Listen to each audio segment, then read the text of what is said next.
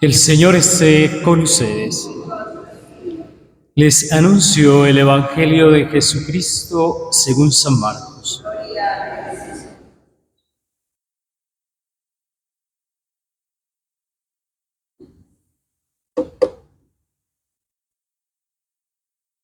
En aquel tiempo, Jesús y sus discípulos se dirigían a las aldeas de Cesarea de Filipo. Por el camino preguntó a los discípulos: ¿quién dice la gente que soy yo? Ellos contestaron: unos Juan el Bautista, otros Elías y otros uno de los profetas. Él les preguntó: ¿y ustedes quién dicen que soy yo? Tomando la palabra, Pedro le dijo: tú eres el Mesías. Y les conminó que no hablaran a nadie de esto, y empezó a instruirlos. El Hijo del Hombre tiene que padecer mucho, ser reprobado por los ancianos, sumos sacerdotes y escribas, ser ejecutado y resucitar al tercer día. Se lo explicaba con toda claridad.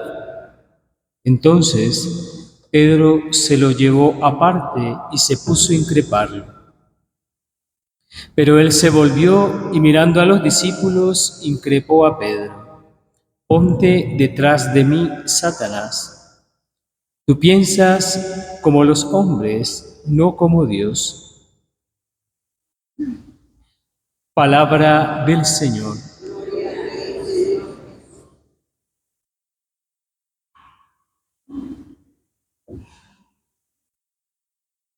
Ayer decíamos que desde esta lectura del Génesis, relato del diluvio, la propuesta de Dios nunca será destruir al ser humano porque es su creación.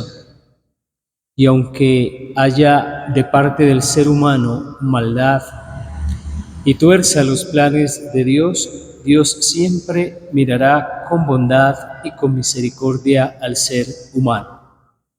De hecho, entonces, el arca, la familia de Noé, simbolizan la misericordia de Dios y el compromiso que Dios tiene con seguir protegiendo y cuidando su creación. Y que esa familia y ese puñado de animales simbolizan que Dios todavía le sigue apostando a una humanidad nueva y renovada, en y a pesar de que ese paraíso establecido y querido por Dios se vea amenazado por la libertad humana.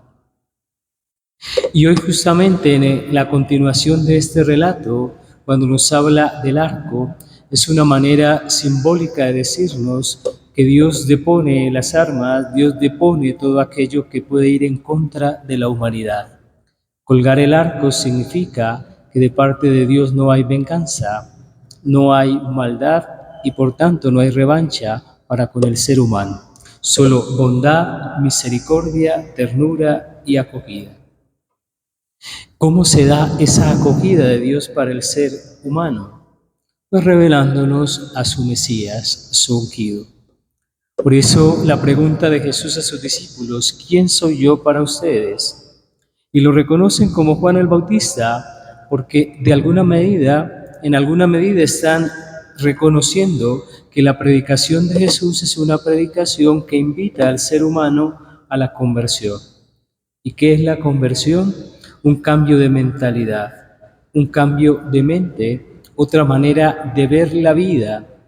Y cuando nos descubrimos y nos sentimos equivocados en el camino que llevamos, o nos orientamos y nos enrutamos según el querer de Dios.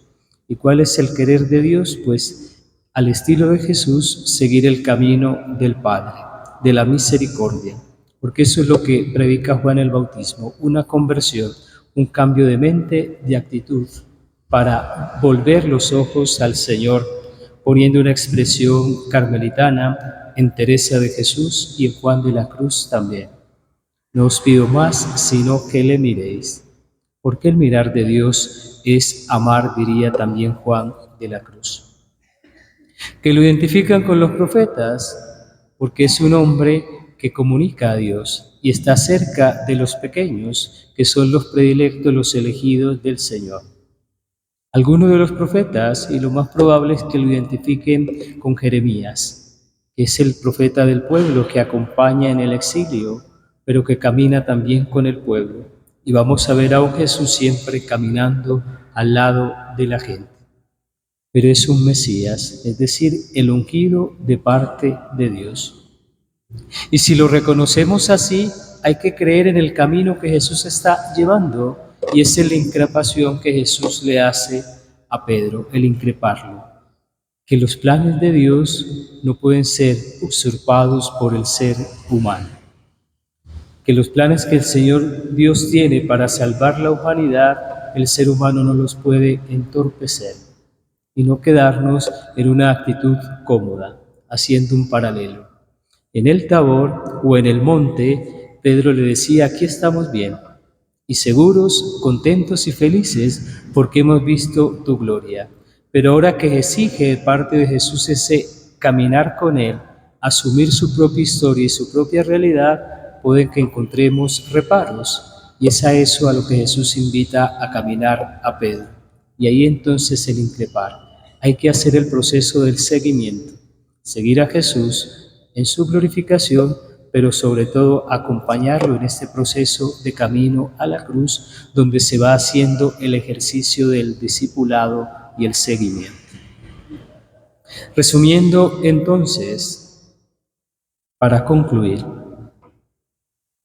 Dios depone toda obra de venganza para darle al ser humano la posibilidad de experimentar su amor, su misericordia. Y si el nombre de Dios es misericordia, tiene rostro y se llama Jesús. Y la misericordia de Dios se ve reflejada en Jesús, en la entrega que Él hace de su vida libremente para cumplir los designios del Padre. Nosotros, que lo seguimos, no entorpecemos el camino, sino que abrimos paso para continuarle y acompañarle en ese seguimiento donde seremos glorificados también nosotros, como nos dice Isabel de la Trinidad. Que así sea.